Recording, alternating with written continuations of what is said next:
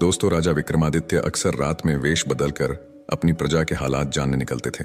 वह अपने सच्चे प्रेम से भरे दिल के साथ सड़कों पर घूमते थे। एक रात जब वह अमृत बेला में घूमते हुए शहर के चक्कर लगा रहे थे, उन्होंने देखा कि एक युवा लकड़हारा एक पेड़ पर चढ़ रहा है। उसकी आंखों में जीवन की आशा और मेहनत की चमक थी। लेकिन तभी अचानक एक भयंकर भालू उस पेड़ पर चढ़ने लगा। राजा ने आश्चर्य से देखा कि भालू कैसे उस पेड़ पर चढ़ रहा है, क्योंकि यह आमतौर पर भालू की आदत नहीं होती। युवा लकड़हारे ने जब भालू को देखा तो उसकी धड़कनें तेज हो गईं। डर के मारे उसने पेड़ की शाखा छोड़ दी और सीधे धरती पर गिर पड़ा। उसकी जान चली गई। वहीं भालू ने पेड़ से नीचे उतरते ही अपनी असली पहचान बदल ली और एक खूबसूरत लड़की का रूप धारण कर लिया। राजा विक्रमादित्य दूर से यह नजारा देख रहे थे। उनका मन जिज्ञासा से भर गया। वह सोचने लगे, यह लड़की अब क्या करेगी। कुछ ही समय बाद राजा के दो सैनिक जो रात की गश्त पर थे वहां पहुंचे। संयोगवश वे असली भाई थे। छोटे भाई की नजर जब उस खूबसूरत लड़की पर पड़ी तो उसने बड़े भाई से कहा, भाई देखो कितनी सुंदर लड़की बैठी है, मुझे तो शादी करनी है। बड़े भाई ने कहा, नहीं, जब तक मैं हूं तुम उससे शादी नहीं कर सकते, मुझे पहले उसका हाथ मांगना चाहिए। छोटे भाई ने तुरंत विरोध किया, मैंने उसे पहले देखा है, इसलिए मैं उससे शादी करूंगा। दोनों भाइयों के बीच बहस बढ़ गई। अंततः बड़े भाई ने सुझाव दिया, हम क्यों ना उससे पूछें, जो भी उसे पसंद आएगा वह उससे शादी कर लेगा। जब दोनों भाई उस खूबसूरत लड़की के पास पहुंचे, बड़े भाई ने पूछा, हे सुंदरी, तुम कौन हो और यहाँ क्या कर रही हो। लड़की ने जवाब दिया, मैं पास के गांव में रहती हूँ और अपने पति की खोज में इस जंगल में घूम रही हूँ। छोटे भाई ने पूछा, तुम्हारा पति कहाँ है, अगर तुम चाहती हो तो हम तुम्हारी मदद कर सकते हैं। लड़की ने मुस्कुराते हुए कहा, मैं अभी अविवाहित हूँ और एक योग्य व्यक्ति की खोज में हूँ। छोटे भाई ने गर्व से कहा, हम दोनों भाई अभी अविवाहित हैं, तुम चाहो तो किसी एक से शादी कर सकती हो। लड़की ने एक शर्त रखी, मैं उससे ही शादी करूंगी जो तुम दोनों में से सबसे बहादुर और शक्तिशाली होगा। ये सुनकर दोनों भाइयों में लड़ाई शुरू हो गई। अपनी बहादुरी साबित करने के लिए उन्होंने अपनी तलवारें निकाली और एक दूसरे को घातक चोटें पहुंचाई। अंततः दोनों भाइयों ने एक दूसरे को मार डाला और लड़की ने खौफनाक तरीके से हंसते हुए एक दिशा में चलना शुरू किया। राजा विक्रमादित्य जो दूर से यह सब देख रहे थे, एक कदम और बढ़ते हुए उस लड़की का पीछा करने लगे। लेकिन इस घटना ने उनकी सोचने की शक्ति को जकड़ लिया। सूरज की किरणें धीरे धीरे चमकने लगीं, पर राजा विक्रमादित्य अपनी भूख और प्यास को भूल चुके थे। उनकी जिज्ञासा उस रहस्यमयी लड़की के बारे में जानने की थी। लगभग 200 कदम चलने के बाद राजा विक्रमादित्य की आंखें फिर से चौंधिया गईं। अब उस खूबसूरत लड़की ने अपना रूप बदलकर एक जहरीले नाग का रूप धारण कर लिया। वह नाग तेजी से आगे बढ़ा। नाग ने एक नदी के किनारे पहुंचकर कुछ क्षण रुका और फिर अचानक नदी में कूद गया। राजा विक्रमादित्य उस किनारे पर खड़े होकर यह सब देख रहे थे। थोड़ी ही देर में नाग ने एक नाव पर छलांग लगा दी, जिसमें लगभग 20 से 25 लोग सवार थे। जैसे ही नाग ने नाव में प्रवेश किया, वहां अफरा तफरी मच गई। लोग अपनी जान बचाने के लिए नदी में कूद पड़े।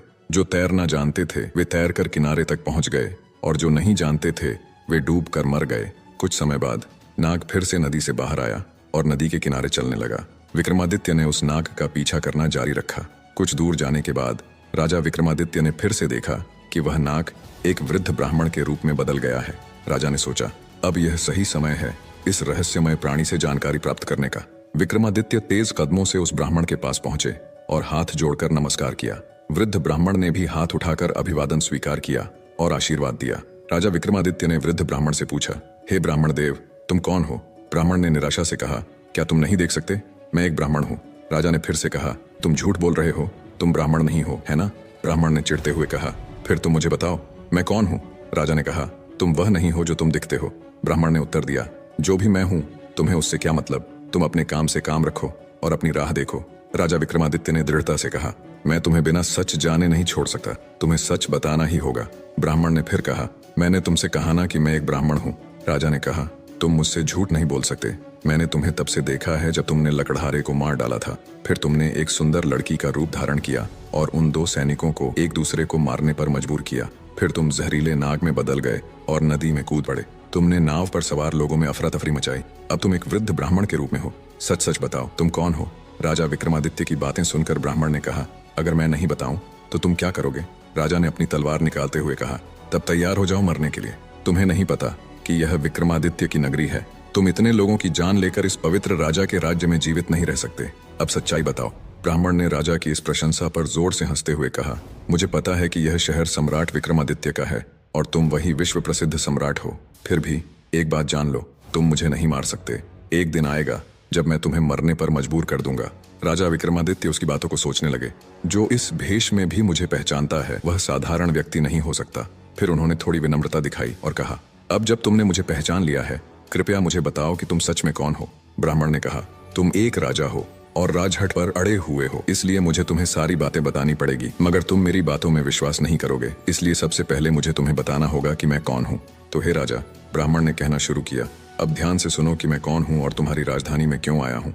मेरा नाम काल है। तुम जानते हो कि इस दुनिया में जन्म लेने वाले सभी जीवों की मृत्यु निश्चित है, इसलिए इस भूमि को मृत्यु लोक भी कहा जाता है। जब कोई जीव माँ के गर्भ में आता है तो सब कुछ बनने के बाद आत्मा उसमें प्रवेश करती है और जीवन जागृत होता है। इसी समय उसके मृत्यु का समय, स्थान और परिस्थितियां भी सृष्टिकर्ता द्वारा निर्धारित की जाती हैं।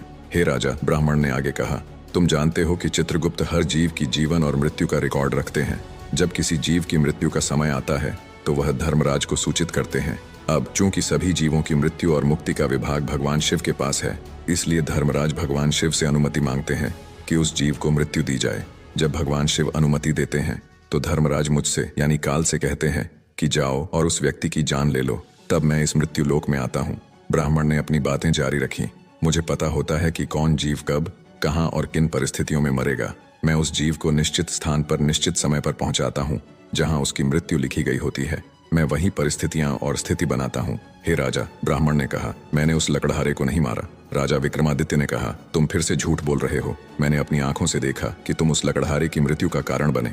ब्राह्मण ने कहा, बिल्कुल, मैं कारण बनता हूँ, लेकिन भौतिक लोग सोचते हैं कि लकड़हारा पेड़ से गिरकर मर गया और फिर मुझे धर्मराज के आदेश का पालन करना होता है। उसकी मृत्यु पेड़ से गिरने के कारण लिखी गई थी, इसलिए मैंने एक रूप धारण किया और वही परिस्थितियां उत्पन्न की ताकि वह उस घटना का शिकार हो जाए। सोचो, ब्राह्मण ने समझाया, अगर मैं असली रिच होता तो क्या वह कभी पेड़ पर चढ़ पाता? वह कभी नहीं चढ़ सकता था, लेकिन मैं वहां था और मेरे लिए कुछ भी असंभव नहीं है। अगर हम उन सैनिक भाइयों की बात करें तो मैंने उन्हें भी नहीं मारा, क्योंकि उनकी मृत्यु एक दूसरे के हाथों लिखी गई थी। इसलिए मैंने उनके लिए एक सुंदर लड़की का रूप धारण किया।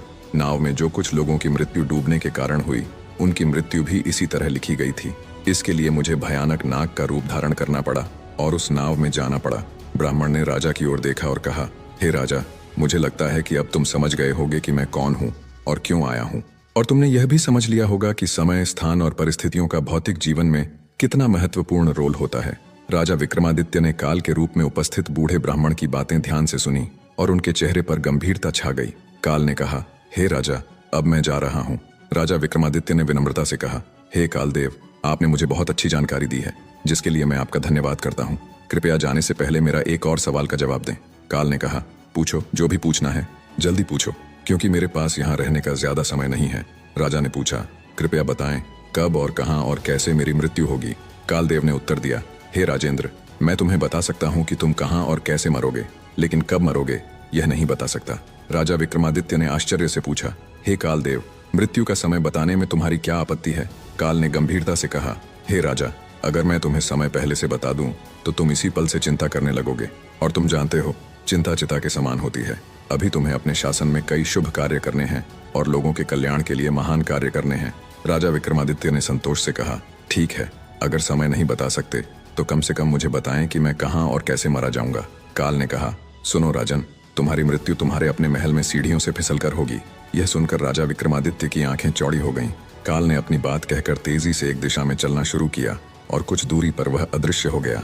अब तक सूर्यदेव भी अस्त हो चुके थे और चारों ओर अंधेरा छा गया था। राजा विक्रमादित्य अब शारीरिक और मानसिक रूप से थक चुके थे।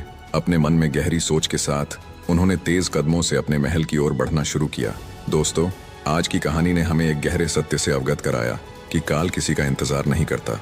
चाहे राजा विक्रमादित्य हों या हम, हर किसी के जीवन में समय और परिस्थितियों की महत्वपूर्ण भूमिका होती है।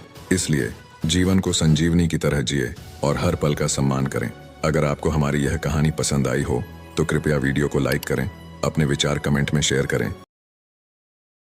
भूलें, याद रखें, हर दिन एक नया अवसर है, इसे बेकार मत जाने दें। आपका धन्यवाद और अगले वीडियो में फिर मिलेंगे। जय श्री कृष्ण।